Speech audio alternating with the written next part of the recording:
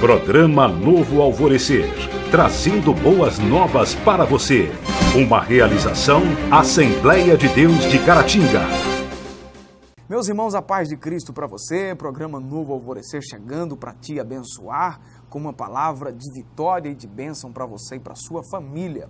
Hoje o nosso programa é um programa de instrução, onde nós estaremos abordando aqui mais um tema da Palavra de Deus, inserido neste trimestre da Escola Bíblica Dominical, onde nós estamos abordando o tema geral do trimestre sobre batalha espiritual. Nós vamos a um intervalo rapidinho aqui no programa, é rapidinho mesmo, e a gente volta já já, não saia daí.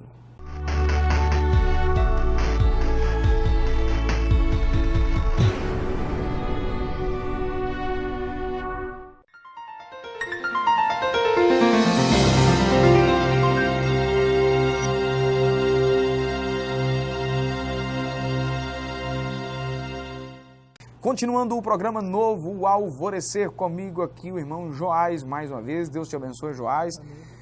Aqui nós estaremos trabalhando nesse programa de hoje, na lição de número 5, ministrada nesse próximo domingo, dia 3 de fevereiro de 2019. Um inimigo que precisa ser resistido. O texto áureo da nossa lição, e aí especificamente é o que nós estaremos trabalhando hoje, Tiago capítulo 4, versículo de número 7. Sujeitai-vos, pois, a Deus, e resisti ao diabo, e ele fugirá de vós. A verdade prática diz que o Senhor Jesus provou na tentação do deserto que o diabo não é invencível. A leitura bíblica em classe, e aí está inserido o texto que nós estaremos trabalhando, Tiago capítulo 4, do versículo 1 até o versículo de número 10. Eu aconselho você a fazer a leitura do texto aí, para que você tenha condição de entender melhor o que nós estaremos tratando aqui. Certo, Joás? Isso. Nós estaremos trabalhando então aqui a respeito desse texto, dentro do assunto geral, né, de batalha espiritual, e com certeza esse é um tema interessante sobre esse assunto, que uma seção da carta de Tiago, né, onde ele faz um chamamento em relação à santidade e por aí vai, né, abandonar obras da carne, desejos da carne.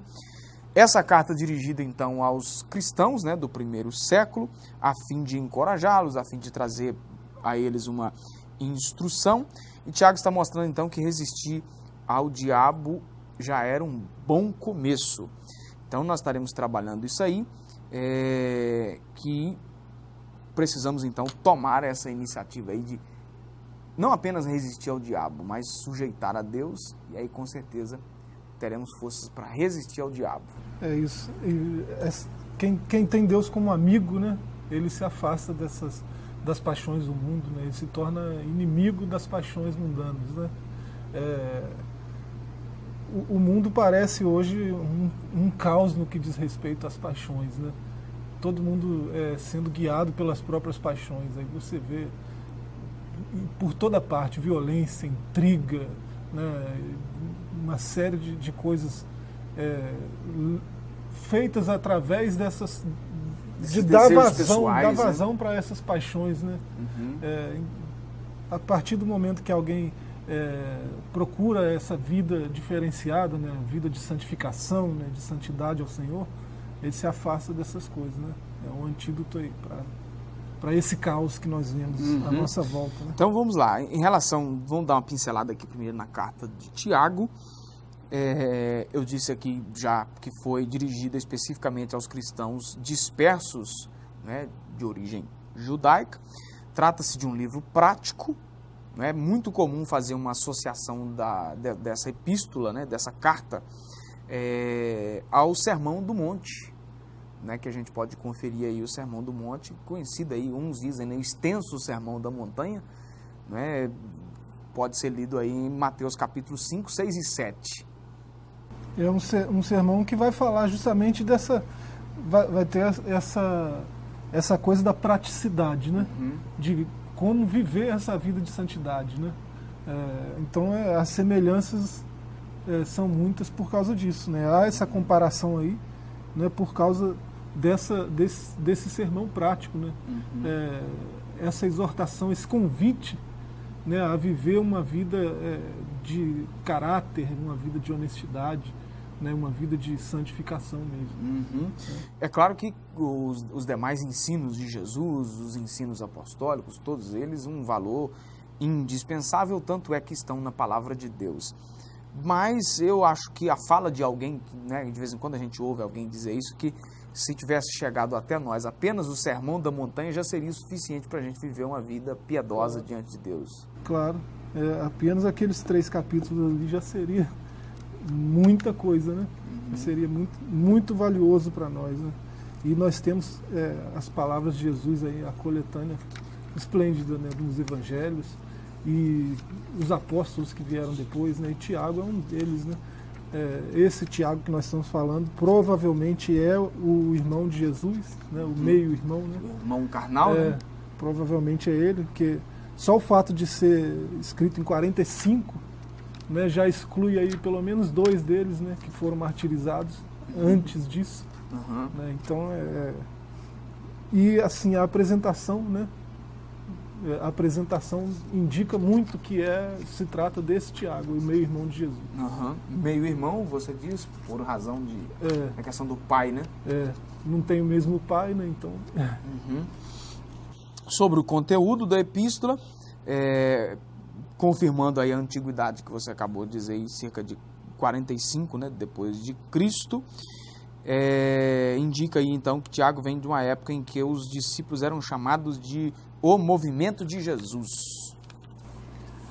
Ele vai falar muito de sinagoga, né, nessa carta aí. Assim, ele chega a usar o termo igreja, mas ele fala bastante de sinagoga. Ele se apresenta como sendo uma carta universal, né, não é direcionada a um grupo específico. Ele diz que é direcionada às 12 tribos, né, espalhadas pelo mundo afora daquela época, né? Então a linguagem é bem voltada para o judaísmo, né, justamente porque 45, então foi escrito nessa época, então o cristianismo estava florescendo, era como uma espécie de seita no meio do judaísmo, né? Então eles tinham as mesmas práticas judaicas, né, com um pouco mais de liberdade, digamos assim. Né? Estavam desassociando, né, do judaísmo. Né? Aí era tido como essa seita. Começando a entrar nos trilhos, na verdade, né? Aí já, né, na era apostólica, né? O movimento de Jesus, em Atos, vai chamar eles de a seita do caminho, né? O caminho. Então, por isso tem parece que há um excesso de judaísmo na carta, mas é porque são esses primeiros cristãos, claro, foram judeus, né? E depois o evangelho se espalhou mundo afora, né? E algumas coisas que são típicas dos judeus até hoje, né? A questão da sinagoga, né? E por aí vai. O tema, ao separar a fé das obras, a epístola então enfatiza o cristianismo prático e nos dá munição para resistir ao inimigo e ao pecado. Tiago retoma o tema, né, a questão da carnalidade, né, vai falar da questão da inveja, do sentimento faccioso, né, vai falar da sabedoria terrena, que é animal e diabólica. Esses problemas atravessaram os séculos e hoje não é diferente, pois o problema da natureza humana permanece no mesmo sentido. Isso aí Tiago entrou numa discussão muito filosófica, né, e muito antiga, né? A questão da natureza humana é muito, muito profunda na filosofia, né? O homem nasce mal, ou o homem nasce uma tábula rasa, ou o homem nasce bom e fica mal. Se torna mal. É uma discussão muito antiga e muito profunda, né? Mas Tiago ele vai se voltar para as más paixões, né? Porque nem toda paixão é má, né? A fome é uma paixão, né? Você tem vontade de comer, você vai buscar a comida para satisfazer essa paixão, essa vontade. É apenas uma outra forma de apresentar um desejo, por exemplo. Vontade, né? Então, existem paixões boas também. Então, mas ele vai combater as paixões ruins. E você vence as paixões ruins, ele já começa a carta falando de sabedoria. Ele começa a carta falando que Deus quer que nós sejamos aperfeiçoados na verdade, né? E através da fé a gente alcança sabedoria. Ele está disposto a entregar sabedoria a qualquer um que pedir, né? Está escrito assim, logo no comecinho da carta. Então, o tema da carta é essa sabedoria que vai nos ensinar a viver uma vida livre dessas paixões ruins, né? Certo, a gente vai dar uma pausa aqui no nosso programa, um intervalo rapidinho e a gente volta já.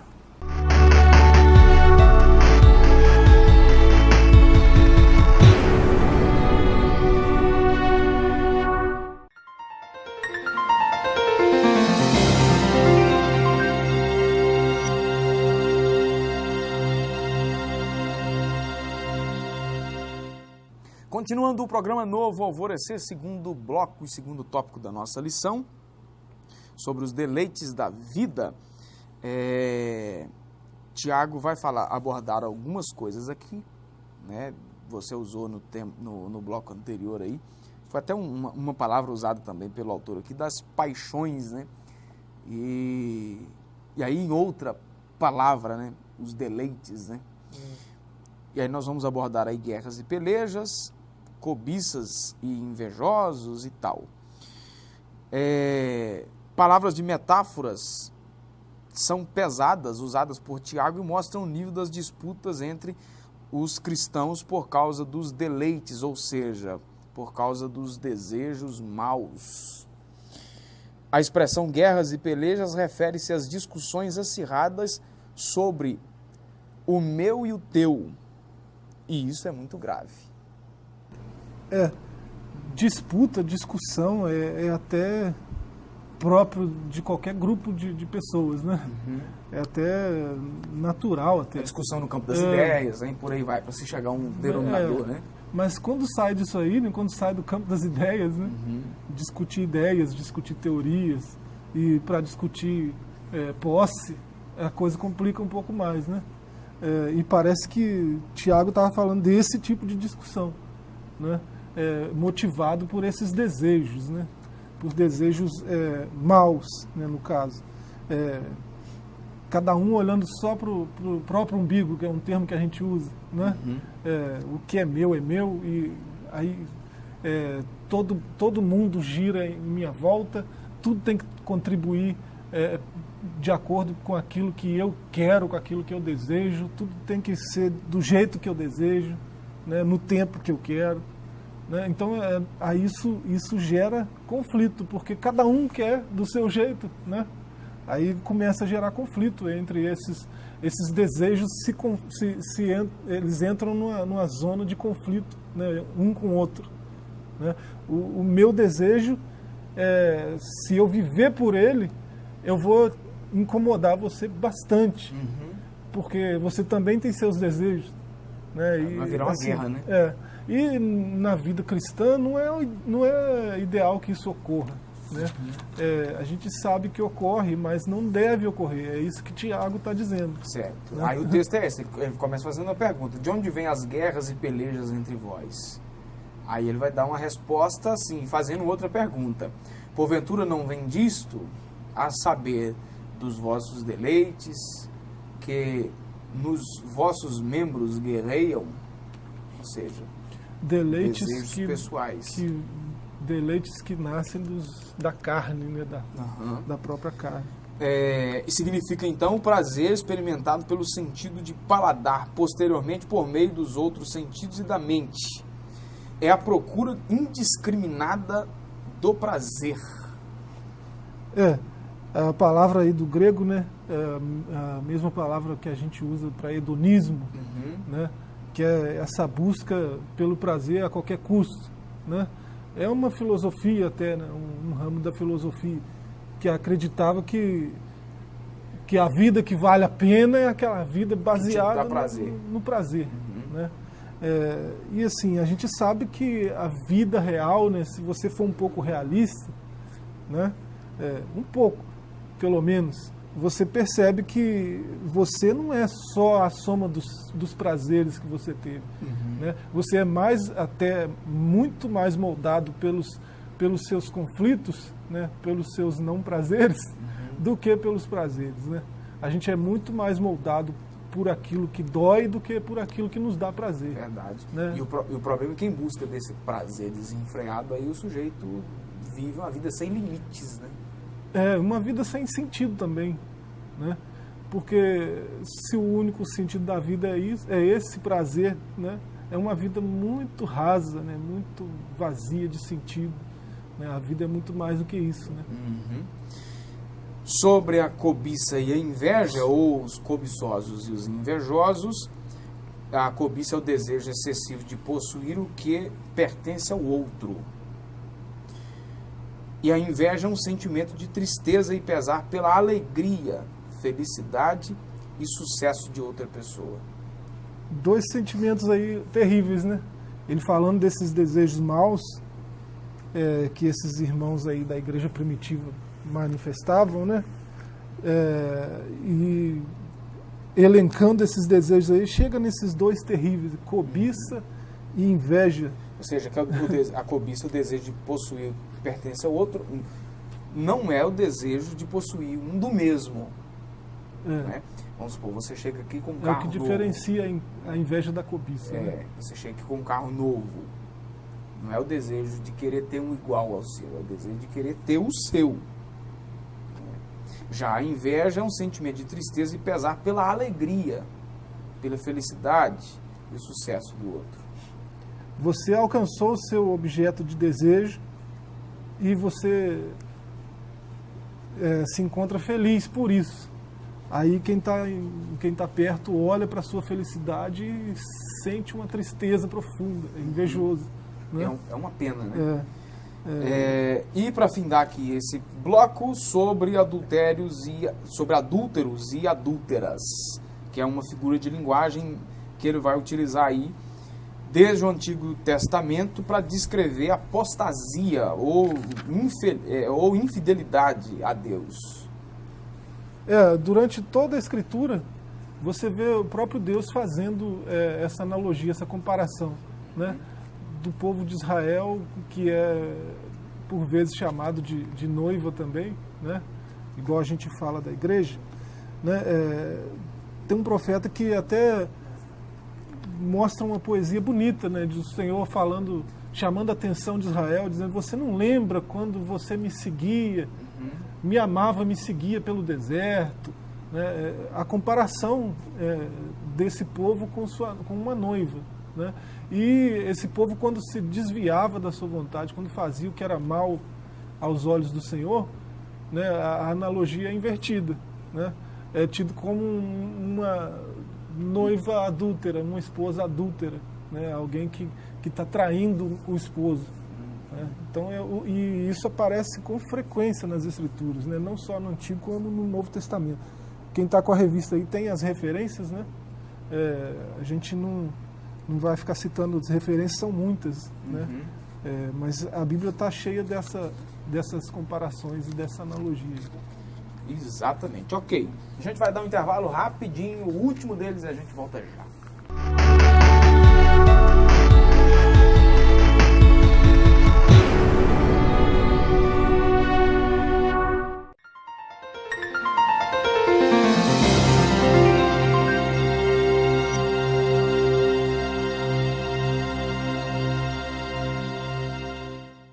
Continuando o programa Novo Alvorecer, para nós fecharmos o nosso assunto de hoje, resistindo ao inimigo.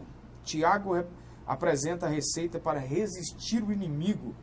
Ele mostra primeiro no versículo de número 5, que o Espírito Santo está em nós.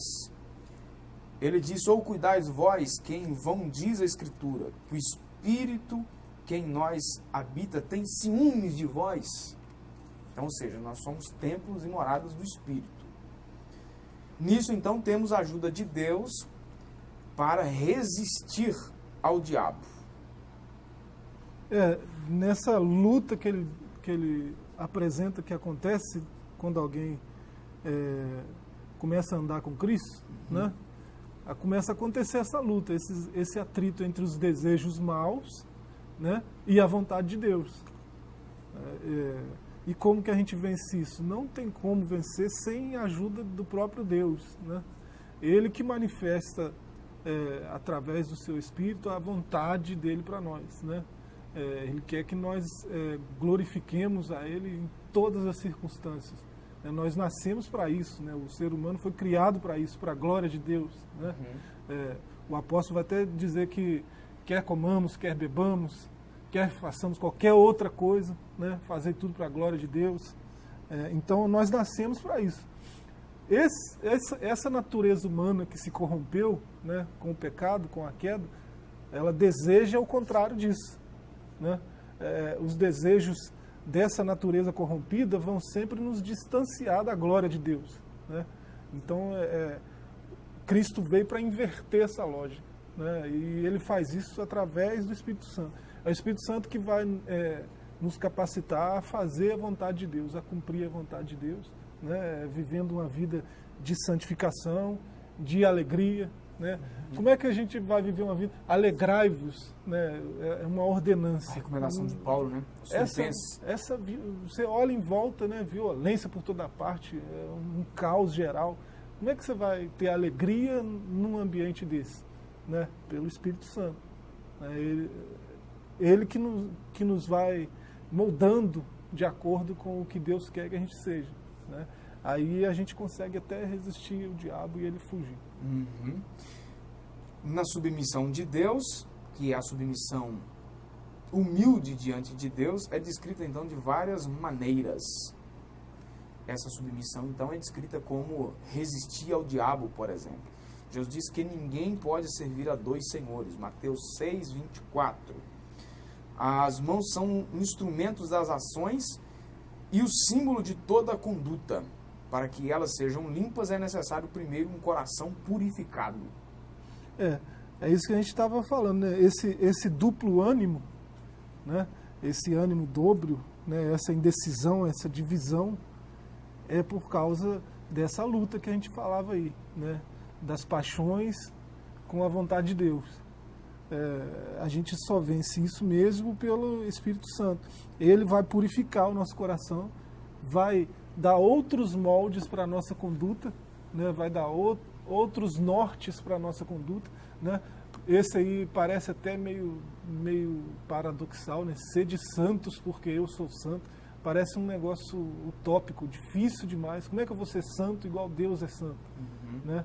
Ele é santo porque ele é separado, não tem nada igual a ele no universo.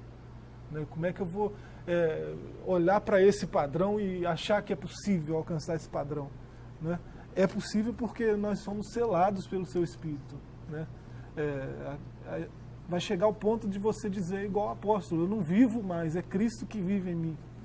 Aí essa vida é uma vida de santidade, né? Uma vida que agrada a Deus porque está nesse processo de santificação, de justificação, de purificação, até alcançar aquela estatura de varão perfeito. Como diz o texto, né?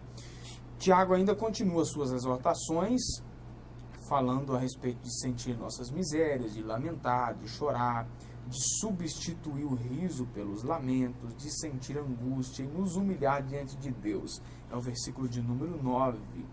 Essas exortações resultam em bênçãos, entre elas a de que o diabo fugirá e o Senhor nos exaltará. Aí está no versículo de número 10. Trata-se então de uma vitória completa em Cristo. E é um paradoxo, totalmente diferente do que alguém estava sentindo lá com a questão dos prazeres, né? Ele diz aí no verso 9, né, que para você, no verso 10, que Deus vai te exaltar, que você vai resistir o diabo, ele vai fugir. Né? Mas antes disso, olha quanta coisa ele fala para chegar aí. Né? Para chegar a esse ponto, eu tenho que tomar consciência da minha miséria. Porque o quadro que você vê aí é gente muito confortável, né, no meio do pecado, muito confortável, dando vazão aos desejos da carne, né, muito confortável, né? Parece que o hedonismo é realmente um ideal de vida, né? E ele fala, não, isso aí não é vida não, né? nós estávamos até mortos nos nossos pecados e delitos e deleites, né? As paixões nos mostravam como morto, alguém que não tem ação nenhuma, né? Está morto. É Cristo que nos vivificou, né, pela ação do Espírito Santo, pelo que Ele fez na cruz, pela obra da redenção. Agora sim nós temos vida. Agora, se nós dermos vazão à ação do Espírito Santo em nós, nós permitirmos esse agir de forma completa, né, não resistir ao Espírito Santo, mas resistir às paixões, ao diabo, né, nós teremos uma vida que vale a pena, né, que vai resultar em bênção, como diz o comentário, né, porque a gente vai olhar para isso e vai chorar. Como eu sou mau, né? Como é que pode eu ser desse jeito? Eu não presto mesmo. Ao contrário do que a gente pensa, né? Eu não sou o bom, eu não sou o cara. Né? Eu preciso da graça, da misericórdia para conseguir avançar. Né? Aí a realidade, né, cai a ficha, né? Um termo aí bem antigo, mas todo mundo entende. Né? E eu entendo a realidade do que é a minha existência. Né? Eu existo para glória de Deus. Né? Tá certo, vamos ficando por aqui, agradecendo você por ter nos acompanhado. Eu recomendo que você participe da Escola Bíblica Dominical, na aula presencial na igreja, onde você tem a oportunidade de tirar dúvidas, se por acaso elas existirem. Aqui na nossa igreja acontece todos os domingos às 8 da manhã, na Rua Princesa Isabel 52, no centro da cidade de Caratinga, tá certo? Vou ficando por aqui agradecendo você por ter nos acompanhado. Fique na graça e na paz e até o nosso próximo encontro. Até lá. Programa Novo Alvorecer, trazendo boas novas para você. Uma realização Assembleia de Deus de Caratinga.